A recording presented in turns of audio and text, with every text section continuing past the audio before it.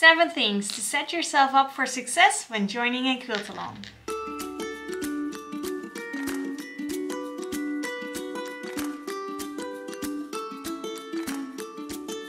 Hi there! Welcome to a new video on the SUCCES channel. My name is Irene and today we're going to chat about what to do when you join a Quilt Along. How do you set yourself up for success and make it all the way through the Quilt Along with a finished quilt as an end result. Before we dive in, I want to tell you about my Quilt Along that I'm organizing starting the end of November. This is Happy Notes. That is the quilt sampler from my new book, SUCCES Happy Notes.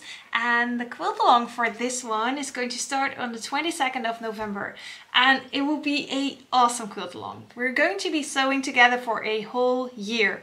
That might sound a crazy long time to work on a project, but this is all foundation paper piecing. So it's a lot of blocks, all foundation paper pieced, and we will be sewing a few blocks each month. And we will do a live video where we decide what blocks we're going to make.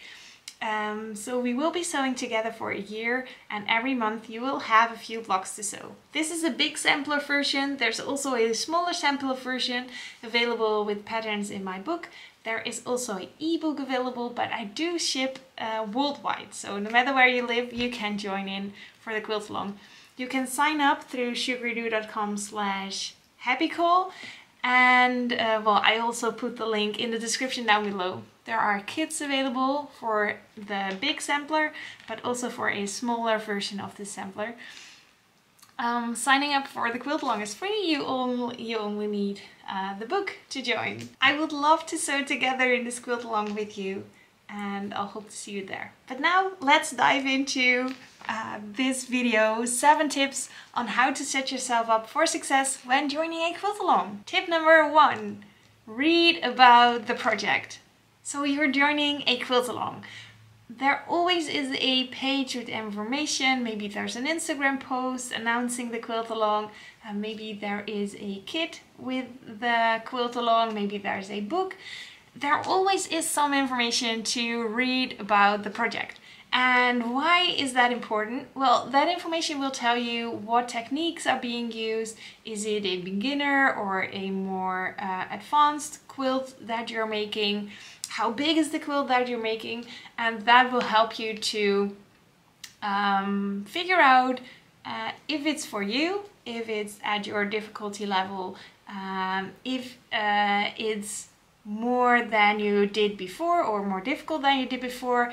Of course, that's no problem. You can always learn and do new things, but then you can keep in mind that it might take you longer than other quilters, or you get a little bit of an idea of how much time you need to set aside for the Quilt Along. That brings me to the second point. Schedule time in your calendar for the Quilt Along.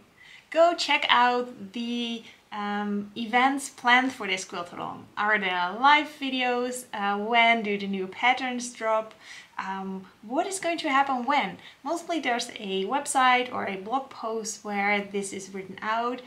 If it's a longer Quilt Along, for example, you will find a list with dates. What is going to happen when are there check-ins? When do you need to enter for a giveaway? Mostly that is announced ahead of time.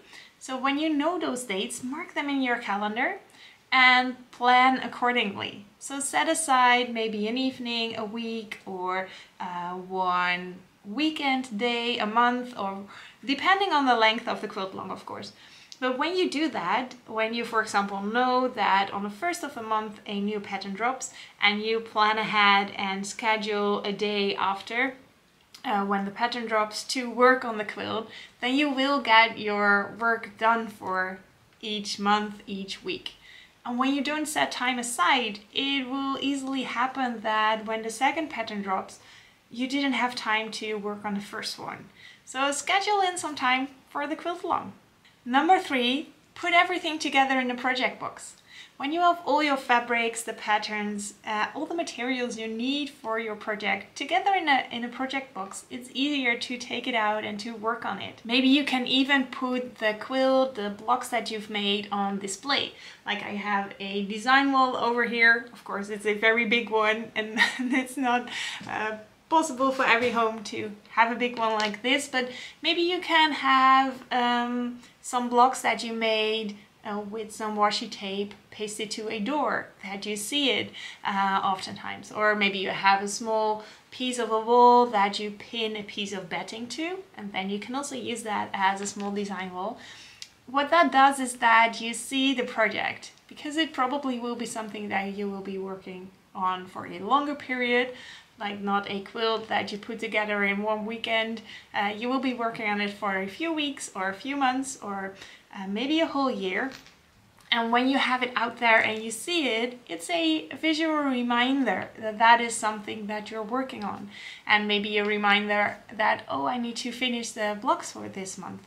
So yeah, that is one option to keep yourself organized. Put everything together in a project box, or put it out on display on a wall or a door. Number 4, get everything ready before you start. Make a list of everything you can think of that you would need during the quilt along. Do you have all the fabrics? Do you need special rulers? Do you have the rotary cutter, the mat? Do you need maybe batting? Are you also going to quilt it during the quilt along? Do you need special thread? Is there anything else that you need for this quilt along that you can already get, or that you can already gather from your own supplies and put it together in the project box? Then you are all set up. Nothing more frustrating when you're doing a quilt along, for example, where you work every week and then you can't continue in the second or third week because you're missing something and you need to order it and it's not coming in time, and then you're behind. And well, when you would have had that at the start, you could just sew along with the quilt along schedule. So something to try out. Get that list of supplies and get everything you need before the quilt along starts. Number 5, make a list or a tracker, progress tracker in your notebook, or take a piece of paper and make a progress tracker for that, where you put on all the weeks or all the month of the quilt along that you're going to work on, or maybe you can make a list of all the blocks that you need to make, or maybe it's in rows, so then you make a list of all the rows, and then you can maybe divide it up in steps. So for example, cutting, piecing, assembling. So then you can mark your progress, track your progress, and mark off all the steps that you did. That will give you a nice overview, especially when you're running behind a little bit. Then you still have an overview of which steps you already did, which part of the quilt along you completed, or which quilt along parts that you need to get back to, so you can keep working on the project without losing track of where you're at and what you still need to do. Number 6 and number 7 are about community, because I think the fun thing about a quilt along is that you're working together with other quilters on the same project. And you can do that locally, or you can do that online with other quilters. So step 6 is about doing that locally. Maybe you have a quilting friend that also wants to join in the same quilt along. Then you can plan some quilting dates and work on the project together. That will give an extra motivation to keep on track and to keep working on your quilt, because you're doing that together. So it gives you a little extra deadline because you're meeting up with your quilting friend and working on it together, and that can help you stay motivated, because yeah, well, working on something together is always more fun than doing it all on your own. This also helps when you run into a little trouble, when you don't know how to continue, when you're having difficulty with something, or maybe you don't get your seams to line up as neatly as you want. Talking about it, trying things out together, helping each other is a great way of going through a quilt along together. And then the final one, number 7, find some friends online that also do this quilt along. You can go on Instagram, there might be a hashtag for the quilt along. You can maybe track down some other quilters that use that hashtag and follow them, so that you can keep track with what others are doing, how others are progressing in the Quilt Along, and also comment on each other's posts. So see what they are making, how far along they are, what kind of fabrics they're using, and cheer each other on. Maybe there's a Facebook group especially for the Quilt Along, or maybe the designer that you're doing a quilt along with has a Facebook page and you can post some of your progress there to encourage each other to keep working on the quilt along, to share about what you did, to maybe get some feedback or get some cheers from other quilters. There are a lot of ways to find each other online and to share that fun of the quilt along.